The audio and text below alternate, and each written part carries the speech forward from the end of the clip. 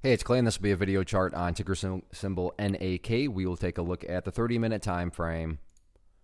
Real quick, what do I mean by 30-minute in case maybe you're new to charts? Instead of each one of these candlesticks here representing 1 day's worth of price action, which is what you would normally see, each one represents 30 minutes. So while this here may look like several days worth of time, it's actually just today's price action broken down into 30-minute time slices. I like to this time frame, and does a good job of telling the quote-unquote story of the price, and then makes mapping out where levels of support and resistance a bit easier to see. I don't mean to state the obvious, but a very nice movement today, not only from a price action perspective, but you look down here at the volume, and by far the biggest volume this chart has had for quite a while. So a lot of eyeballs on this one, so let's map out some levels of support, and then we can talk areas of resistance. So the first level of support is what I would call the ideal level. When you say, hey Clay, what would make this chart look the absolute strongest going forward? And that would be if the price can stay up above 65 cents. Now, don't get me wrong. If the price falls below 65, I'm not saying that that means the entire chart's ruined or anything like that. But yeah, if the price can manage to actually stay up above that level, that would certainly be a huge sign of power going forward. Taking a step back and looking at things from more so the big picture point of view, that is where the purple line comes into play, the famous 50-period simple moving average. Keyword being moving. As time goes by, this line here is going to move itself higher and higher. So a very basic yet highly effective way to judge the health of the move.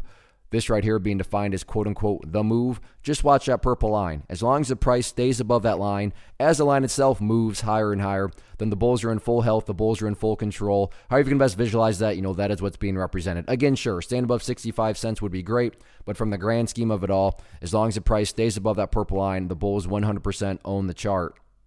As far as where the sellers are hanging out at via resistance levels, short-term wise, seems to be some sellers that popped up right here around the 74, 75 cent mark.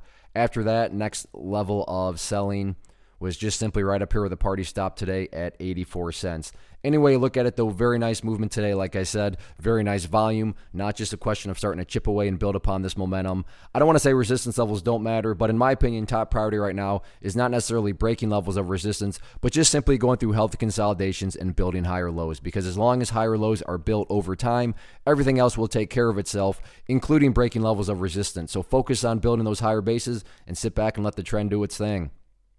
One of the biggest questions I get is, hey Clay, how do you find the stocks that you trade? So what I've done is put together a free resource guide where I talk about the tools that I use to locate stocks that I find interesting and think may have potential. So if that sounds like something that could add value to you as a trader, then click on the image that is up on the screen right now and I will email you the guide. The guide itself is very short and to the point, and best part, it's completely free. Thanks for watching the video. Let me know if you have any questions.